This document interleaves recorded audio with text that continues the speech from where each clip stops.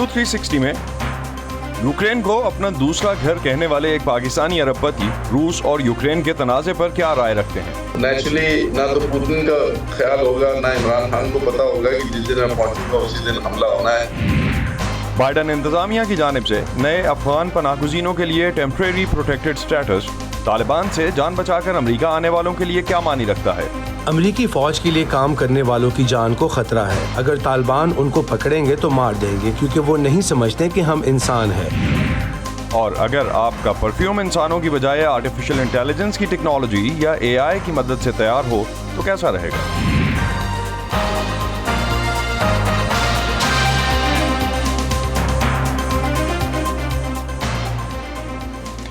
Voice of America के Washington studios में आप सबको खुशामदीद। आप देख रहे हैं प्रोग्राम व्यू 360 और मैं हूं असदुल्लाह खालिद। अमेरिकी सदर जो बाइडन और नेटो के दीगर रुकन ममालिक के रहनुमाओं ने आज बेल्जियम के दारुल-हुकूमत ब्रसल्स में यूक्रेन की सूरत हाल पर मुलाकात की है। अमेरिकी सदर की आज G7 और अपने यूरोपियन इत्तेहादियों से मुलाकातें भी हो रही हैं।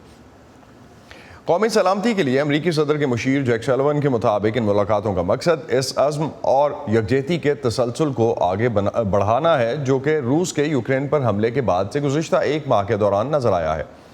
वॉइस ऑफ अमेरिका की वाइट हाउस के लिए कॉरेस्पॉन्डेंट अनीता पावल इस वक्त ब्रसल्स से हमारे साथ हैं। उनसे जानते हैं कि सदर बाइडन के यूरोप के दौरे में अमरीका और उसके इत्तेहादी क्या लाया अमल इख्तियार कर रहे हैं। Anita, as we understand most of today's meetings are closed door. What are the US and NATO officials sharing about their plans of ending the conflict? Well, first of all, Asad, namaste from Brussels. The meetings are indeed closed doors, so I may as well be in Lucknow instead of at NATO headquarters where all of the action is happening. Among these 30 NATO leaders, 27 members of the European Commission and the G7 leaders. Those are the three groups that President Biden is going to be meeting with today. The White House has been pretty consistent in their strategy here in ending the war in Ukraine, and they've reiterated these points, that they're pursuing a three-pronged strategy. One, providing weapons to Ukraine. Two, tightening the vibes around Russia economically through heavier sanctions. And three, working with NATO to increase its presence on its eastern flank. These are the countries that border Eastern Europe, sort of like Slovakia, Estonia, Latvia, Lithuania. Sorry about that. And working with NATO to increase their defenses there. So this is the tenor of the conversation. I must also add that Ukraine's president did address the group this morning, and U.S. officials were quick to point out that he did not ask for a no-fly zone or for NATO membership. But I've just been looking at the transcript of his speech, and he was quite forceful in demanding action from NATO leaders and saying that they do need to do more to stop this advance, because as many of these leaders here, especially the European leaders, believe, Putin will not stop at Ukraine. और नीता कह रही थी कि आज अभी जो close door meetings हैं उस हवाले से अगर हम देखें जो अब तक चीज़ें सामने आई हैं उसमें एक तो सबसे ज़्यादा फोकस ये किया जा रहा है कि रशिया के अगेंस्ट जो यूक्रेन की जंग है, यूक्रेन को उसमें वेपन्स दिए जाएं और असलहे की सपोर्ट जितनी दी जा सके वो दी जाए, और इसके अलावा रशिया के ऊपर जो सैंक्शंस हैं उन पे मज़ीद काम किया जाए, उनको मज़ीद बढ़ाया जाए। इसके अलावा प्रेसिडेंट बाइडन जो है वो यूरोपियन से एड्रेस भी कर रहे हैं, और इसके अलावा उन्होंने कहा कि एक जो फोर्सफुल किस्म की इस वक्त एंट्री है वो ली जाए इन अ कॉन्टेक्स्ट के किसी भी तरह से इस पूरी सिचुएशन को नेटो को ज़्यादा फोर्सफुल होने की ज़रूरत है ताकि इस पूरे क्राइसिस को ख़त्म किया जा सके। Anita, NATO and G7 countries officials like they are saying as how exactly they're gonna end up the whole crisis and what exactly they are thinking about, why this meeting is needed with President Biden.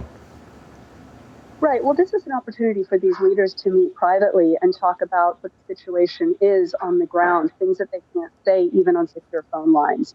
And so there's a lot of those private discussions happening. But as for how they plan to actually end this, what is a little worrying is that both the U.S. and NATO have said that they have no interest and no desire in engaging in conflict with Russia, which means that in the absence of a no-fly zone, in the absence of like very strong pushback in the military sense, Russia's just continuing its march across Ukraine. It's unclear how these leaders are going to actually end this conflict because they've already pushed through some of the most punishing sanctions they could think of, and they're probably going to announce more. They've poured weapons into Ukraine, and that hasn't yet helped. So I think the jury's still out on how they're going to bring an end to this conflict, especially without Russia at the table today. And, without the main aggressor at the table, it remains to be seen how they're going to resolve this conflict.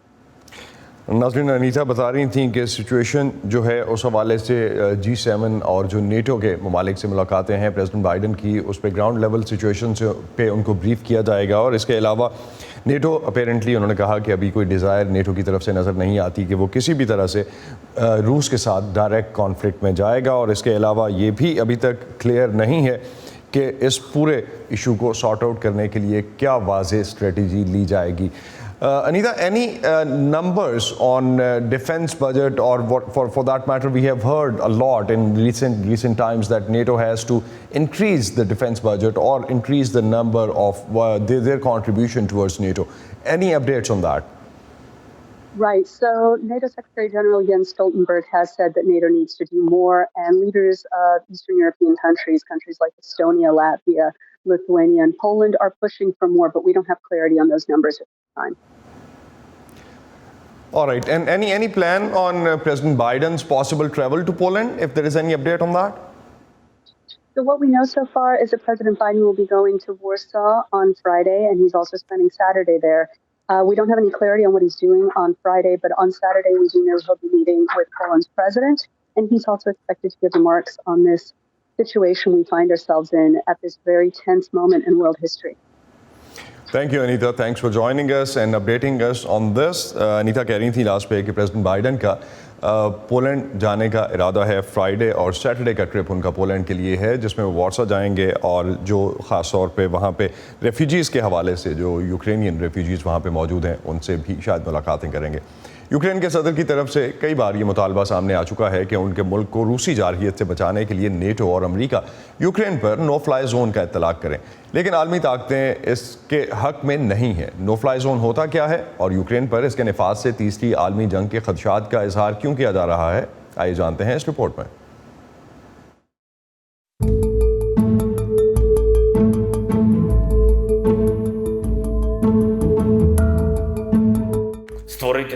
Ukraine per know fly zone قائم کیا جائے، کیا یہ بہت بڑا مطالبہ ہے؟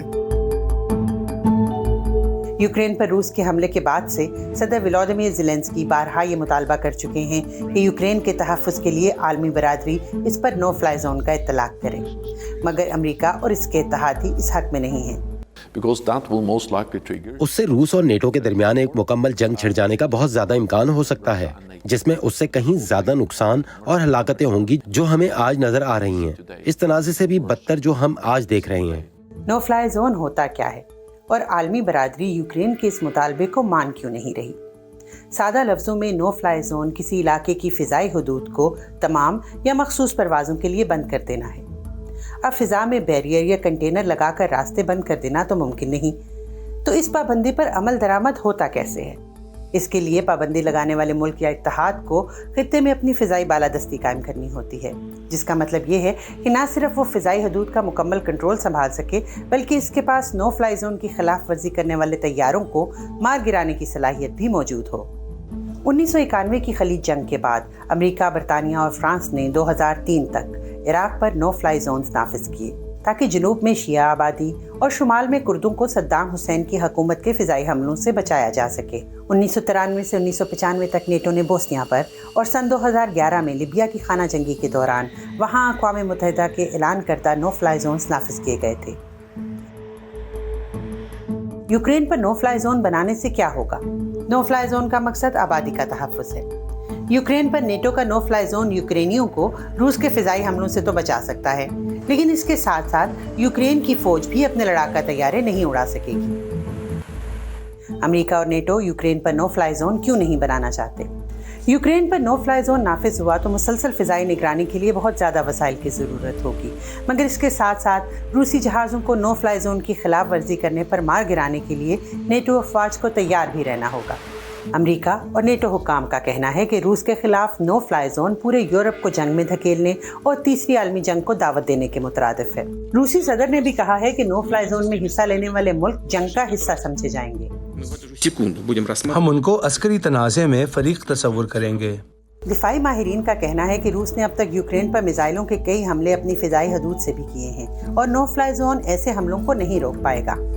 نو fly zone کے اطلاق کے مطالبے سے اب تک کے انکار کے باوجود امریکہ اور نیٹو ممالک کی جانب سے یوکرین کو دفاعی ساز و سامان اور انسانی ہمدردی کی بنیاد پر امداد کی سپلائی جاری ہے۔ اس کے علاوہ امریکی اور نیٹو افواج یوکرین کی سرحد کے انتہائی قریب پولینڈ میں بھی تعینات ہیں۔ روس کی جانب سے یوکرین پر حملے کے بعد ملک سے باہر رہنے والے یوکرینی بہت متحرک نظر آئے۔ اسی جذبے سے ہمیں یوکرین میں ایک طویل عرصے سے آباد پاکستانی بلینئر محمد ظہور اور ان کی یوکرینی اہلیہ پولینڈ پہنچنے والے پناہ گزینوں کی مدد کرتے دکھائی دیے۔ وائس آف امریکہ کی صبا شاہ خان سے ایک انٹرویو میں پولینڈ میں موجود محمد ظہور نے یوکرین کے بحران اور اس پر دنیا کے رد عمل کے حوالے سے کیا کہا، آئیے جانتے ہیں۔ کراچی پاکستان کے ایک متوسط خاندان میں پیدا ہونے والے محمد ظہور ایک انٹرنیشنل بزنس مین ہیں جو یوکرین سمیت دنیا کے 4 ملکوں میں کامیابی سے اسٹیل ملز لگا چکے ہیں۔ یوکرین میں کیف پوسٹ اخبار کے بھی مالک رہے۔ حالات حاضرہ پر گہری نظر رکھنے کے ساتھ ظہور ان پر کھلے ڈلے تبصرے کے لیے بھی جانے جاتے ہیں۔ عمران خان کا جو دورہ تھا تو نیچرلی نہ تو پوٹن کا خیال ہوگا نہ عمران خان کو پتا ہوگا کہ جس دن میں پہنچوں گا اسی دن حملہ ہونا ہے، لیکن اس کے بعد جو ہم نے حرکتیں کی مجھے لگتا ہے کہ وہ ہم دنیا سے الگ ہو گئے۔ انڈیا کا تو روس کے ساتھ جوڑ نظر آتا ہے کہ وہ ان کا سارا ڈیفینس اس کے اوپر بنا ہوا ہے۔ ہمارا کیا لینا دینا ہے کہ ہم بیچ میں اپنے آپ کو کہیں بھائی انڈیا کو کیوں نہیں بولا اور مجھے کیوں بول رہے ہو۔ تاہم پاکستان کے وزیر اعظم یوکرین پر حملے کے لیے روس کی مذمت نہ کرنے کے فیصلے کا دفاع کرتے ہوئے کہہ چکے ہیں کہ پاکستان اس تنازع میں کسی کیمپ کا حصہ نہیں بننا چاہتا۔ محمد ظہور کی پہلی بیوی روسی تھیں، وہ آج کل ماسکو میں رہتی ہیں۔ ظہور کہتے ہیں وہ بتاتی ہے کہ پابندیوں کے بعد سے روس کی معیشت اور حالات بگڑ رہے ہیں اور لوگوں میں بے چینی بڑھ رہی ہے۔ یوکرین نے یہ ثابت کر دیا ہے کہ روس جو ہے وہ ایک پھسڈی سا وہ ملک ہے، مطلب اس کے جتنے اس کے دم خم تھے وہ تو امریکہ یا کسی برٹش یا فرانس سے جھگڑے کے بجائے وہ تو یوکرین کے ساتھ ہی ٹھنڈا پڑ گیا ہے، اور اس نے جا کے اور اب کرنا کیا شروع کر دیا ہے کہ جی سیولینز پہ حملے کرنے شروع کر دیے۔ بہت سے پاکستانی اب بھی یوکرین میں پھنسے ہوئے ہیں اور جو کیو میں لڑائی بڑھی ہے تو ملک کے بس میں پھنسے لوگوں کے لیے نکلنا اور بھی مشکل ہوتا جا رہا ہے۔ اس بارے میں آپ کیا جانتے ہیں اور ان لوگوں کو نکالنے کے لیے کیا وہاں کے انفلوئنشل پاکستانی ڈائسپورا کی جانب سے کوئی کوششیں کی جا رہی ہیں؟ پکی بات ہے کہ مجھے پتہ نہیں کہ کون کون سی جگہ پہ کتنے ہیں، لیکن جہاں جہاں ہمیں پتہ چلا تو وہ ہم نے پاکستان ایمبیسی کے ساتھ مل کے کوشش کی، کچھ بسوں کا بندوبست کیا۔ ابھی بھی اگر ہمیں کو پتہ چلے گا کہ کوئی ایسی جگہ پہ کچھ لوگ ابھی تک پھنسے ہوئے ہیں، مصیبت یہ ہے کہ راستے میں جیسے خارکو ہے وہاں پہ اسٹوڈنٹ وغیرہ ہیں، تو وہاں سے نکل کے پھر آگے راستے میں بھی کافی جگہ ہیں جہاں پہ کئی جگہ یہاں پہ ابھی ایسا بھی ہوا ہے کہ ریڈ کراس کے لوگوں کو بھی مارا ہے، انہوں نے ان پہ گولیاں بھی چلائی ہیں، اور کئی دفعہ یہ بولا ہے کہ ہم آپ کو گرین کوریڈور دے رہے ہیں اور وہ کوریڈور انفیکٹ دیا نہیں ہے۔ لیکن یہ کہ ہم کوشش کر رہے ہیں، اور ہم صرف پاکستانیوں کے نہیں، ہم پورے یوکرینینز کو بھی کوشش کر رہے ہیں جتنوں کو ہم نکال سکتے ہیں۔ اس سوال کے جواب میں کہ وہ خود یوکرین چھوڑ کر کیوں چلے آئے، ظہور کہتے ہیں انہیں بندوق چلانا نہیں آتی اور ان کے مطابق ہر آدمی کو اپنا کام جو وہ بہتر جانتا ہے کرنا چاہیے۔ وہ بتاتے ہیں کہ وہ اپنی فاؤنڈیشن کے ذریعے جنگ کے دوران روزانہ تقریباً 2500 آدمیوں کا کھانا اور دیگر سامان کی ایڈ فراہم کر رہے ہیں، اور ساتھ پولینڈ پہنچنے والے ریفیوجیز کی بحالی کے کام میں بھی وہ اور ان کی اہلیہ آگے ہیں۔ Saba Shah Khan, Voice of America, Washington. America میں ایک طبقہ ایسا ہے جنہیں سروائیولسٹ کہا جاتا ہے۔ یہ وہ لوگ ہیں جو آج کل کی زندگی اور جدید آسائشوں کو چھوڑ کر جنگلوں میں قدیم زمانے کی طرز پر زندگی گزارنے کی تربیت لے رہے ہیں۔ یہ ایسا کیوں کرتے ہیں؟ جلد اس پر ایک تفصیلی رپورٹ شامل کریں گے ویو 360 میں۔ آج اس کی ایک جھلک۔ دو لکڑیوں کو رگڑ کر ان سے آگ لگانا کسی کارٹون میں تو بہت آسان لگتا ہے، اور شاید ٹی وی کے سروائیول شوز میں بھی، مگر میں آپ کو بتا سکتا ہوں کہ یہ بہت دشوار ہے۔ کسی بھی ہنر کی طرح اگر میں ہر روز 15 منٹ بھی اس میں لگاؤں تو تقریباً 2 ماہ کے اندر شاید اس کو بہتر انداز میں کر سکوں گی۔ اگر آپ سروائیول کے شوقین ہیں تو آپ ایک بندوق رکھنے والے سرپھرے ہوں گے جس نے کہیں پر کسی زیر زمین بنکر میں اگلے 40 سال تک اپنے کھانے پینے کا سامان بھی چھپایا ہوگا، مگر ایسا نہیں ہے۔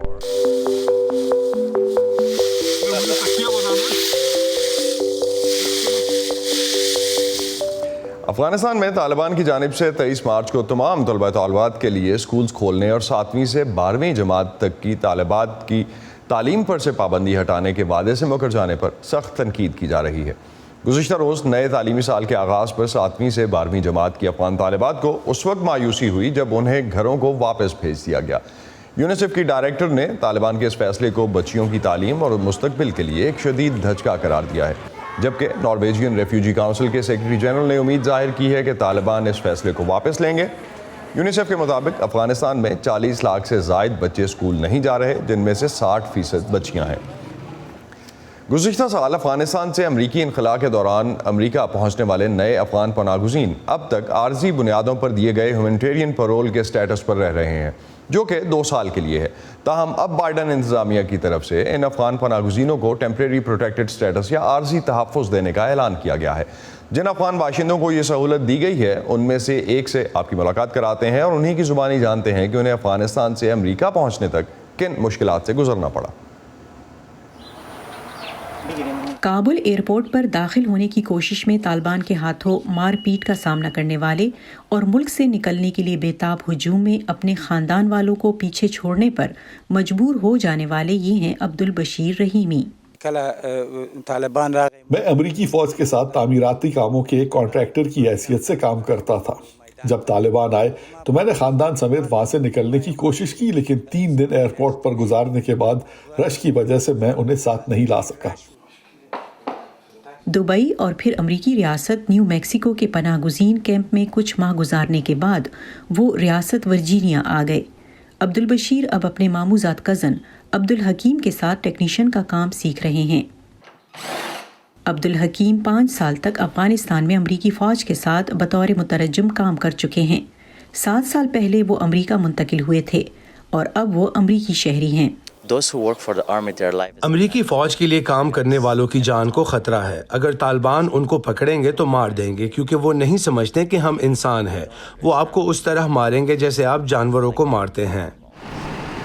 ویتنام جنگ کے دور کے بعد اپنی نوعیت کے سب سے بڑے آپریشن کے تحت گزشتہ سال تقریباً 80,000 افغان پناہ گزینوں کو امریکہ میں آباد کیا گیا ہے۔ ان پناہ گزینوں کی طرح عبدالبشیر بھی ہیومینیٹیرین پیرولی کی ایک عارضی حیثیت میں امریکہ میں داخل ہوئے تھے۔ اب بائیڈن انتظامیہ کی طرف سے ایسے افغان پناہ گزین جنہیں امریکہ میں مستقل رہائش کی قانونی حیثیت حاصل نہیں، انہیں عارضی تحفظ کی حیثیت میں پرمٹ جاری کیے جائیں گے، جسے TPS کہا جاتا ہے۔ عبدالبشیر اور ان کے کزن اس نئے اعلان پر خوش ہیں۔ صرف میں نہیں، تمام افغان پناہ گزین اس سے خوش ہیں۔ میری خواہش ہے کہ اس پر جلد عمل درآمد شروع ہو۔ میں جب یہاں امریکہ آیا تو میرا مقصد یہ تھا کہ میں یہاں کچھ سیکھ سکوں، کچھ کام کر سکوں، تاکہ امریکہ نے جو میری مدد کی ہے میں کسی طریقے سے وہ لوٹا سکوں۔ یہ ان لوگوں کے لیے ایک بڑی مدد ہے، خاص طور پر جو یہاں نئے ہیں۔ وہ یہاں کام کر سکتے ہیں، وہ یہاں پڑھ سکتے ہیں۔ ان میں اکثر میرے کزن کی طرح اپنے خاندان کے بغیر یہاں آئے تھے۔ میں امید کرتا ہوں کہ صدر بائیڈن ان لوگوں کے لیے بھی تبدیلیاں لائیں گے جو افغانستان میں پیچھے رہ گئے ہیں، جو امریکی فوج کے لیے کام کرتے تھے۔ یہ عارضی تحفظ ان 2000 افغان شہریوں کو بھی حاصل ہوگا جو تعلیم، ملازمت اور سیاحتی ویزے پر امریکہ آئے تھے اور اگست میں طالبان کے اقتدار میں آنے کی وجہ سے واپس اپنے وطن لوٹ نہیں سکتے تھے۔ عبدالبشیر امید کرتے ہیں کہ اس نئے اقدام سے ان کے خاندان کے آنے کی راہ ہموار ہوگی۔ مجھے بڑی تشویش یہ ہے کہ میرے بیوی بچے افغانستان میں اکیلے ہیں، ان کا وہاں کوئی نہیں۔ میری خواہش ہے کہ مجھے گرین کارڈ مل جائے تو میں انہیں بھی یہاں لا سکوں تاکہ ان کا مستقبل اچھا ہو۔ وہ افغان جو پے رول پر امریکہ داخل ہوئے تھے وہ یہاں پناہ یا اسائلم کی درخواست دے سکتے ہیں۔ تاہم بائیڈن انتظامیہ کانگریس پر ایسی قانون سازی کے لیے دباؤ ڈال رہی ہے جس سے ان افغان پناہ گزینوں کو ایک اور راستہ مل سکے گا تاکہ وہ امریکی شہریت کے اہل ہو سکیں۔ Nilofar Mughal, Voice of America, Falls Church, Virginia. خبروں کے پیچھے نہیں بھاگتے، ہم کہانیاں ڈھونڈتے ہیں، عام لوگوں کی خاص کہانیاں۔ میں کوئی ان سے الگ مخلوق تو نہ تھی، تو کیوں نہ میں ایک ایسا کام کروں کہ جس میں میں مہارت حاصل کروں اور وہ نیکی کیا ہو۔ जो छोटी छोटी कोशिशों से बदल रहे हैं बेशुमार जिंदगियां। मुझे जब भी जरूरत हुई मुझे इन्होंने माशाल्लाह कर्जा दिया और मेरा कारोबार बहुत अच्छा चला। ला रहे हैं अपने इर्द गिर्द बड़ी तब्दीलियां। अक्सर जो यहाँ बच्चे हैं वो भीख मांगने वाले बच्चे हैं, और जब ये बच्चे स्कूल में आए तो बहुत सारे बच्चे खुश हो रहे थे। आज वहीं और यहाँ बेहिचक अपने प्लांटों पर, मतलब अपने गोट के प्लांट पर आती हैं, पानी भरती है। हम जाते हैं खबरों से आगे। मैं हूँ नीलोफर मुगल, समन खान, सादिया ज़ेब रांझा, उमर फारूक, चित्राडार, जीती आरानी, मुर्तजा ज़हरी। न्यूज़ 360 में आप सबको खुशामदीद। हम हैं वॉइस ऑफ अमेरिका।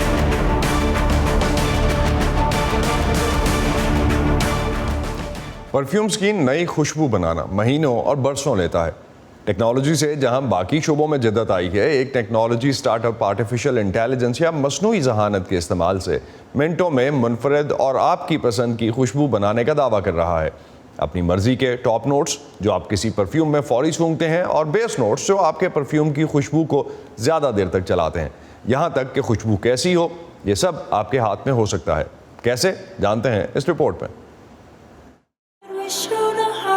अगर इश्तिहारात को देखें तो दुनिया के सबसे मशहूर परफ्यूम्स की पसंदीदगी का इन्हसार इनकी खुशबू पर कम और उन जज्बात से ज्यादा है जो ये परफ्यूम्स पैदा करते हैं।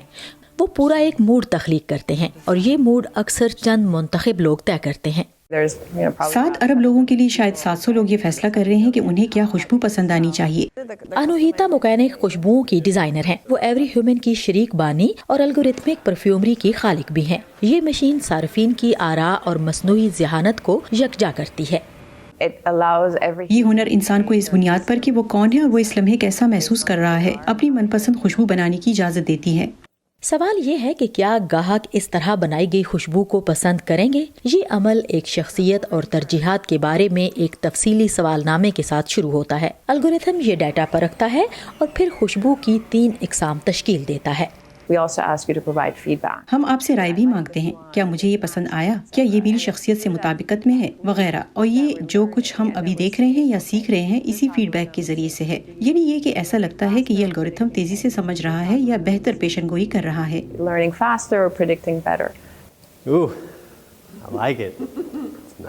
सार्फिन इस ऐप में फार्मूलेशंस को एडजस्ट कर सकते हैं, अपनी पसंद के मुताबिक नई खुशबू बना सकते हैं। मुझे लगता है कि ये सारा अमल बहुत दिलचस्प है। ठीक है, आपको सिर्फ अपने जहन को आज़ाद छोड़ना होगा, फिर देखें ये आपको कहां से कहां ले जाता है। एवरी ह्यूमन टेक्नोलॉजी की दुनिया में खुशबू को लाने वाली वाहिद कंपनी नहीं है। नीनो परफ्यूम स्मार्ट परफ्यूम कहलाने वाली एक ऐसी बोतल है जिसमें 3 मुख्तलिफ खुशबुओं वाली शीशियां हैं, जिनके इम्तजाज से 100 से ज्यादा खुशबुएं बनाई जा सकती हैं। एक ऐप के जरिए सार्फिन मुख्तलिफ सेटिंग्स और मूड्स को एडजस्ट करते हुए मौके पर ही खुशबुओं के नए इम्तजाज बना सकते हैं। बात जब खुशबू जैसी किसी जाती चीज की हो तो खुद आप ही अपनी पसंद को सबसे बेहतर जानते हैं। आपको ये जानने के लिए किसी पेशावराना तरबियत की जरूरत नहीं है कि मुझे ये पसंद नहीं है और मैं ये पसंद करता हूँ। और हो सकता है टेक्नोलॉजी इसमें कुछ मदद दे सके। टीना ड्रीन के साथ Sadia ज़ेब Ranjha, voice of America. अब आप अपना सिग्नेचर परफ्यूम या सिग्नेचर स्मेल खुद डिफाइन कर सकते हैं। इससे पहले या अगर मॉर्निंग इवनिंग के लिए आप अलग से परफ्यूम्स यूज़ करते थे, तो अब शायद ये आर्टिफिशियल इंटेलिजेंस के बाद आपको बेहतर परफ्यूम या बेहतर खुशबू डिज़ाइन करने में मदद मिलेगी। अपना सिग्नेचर परफ्यूम शायद जल्द आपको इस हवाले से मिल सकेगा। इसी पर ख़त्म करते हैं आज का व्यू 360।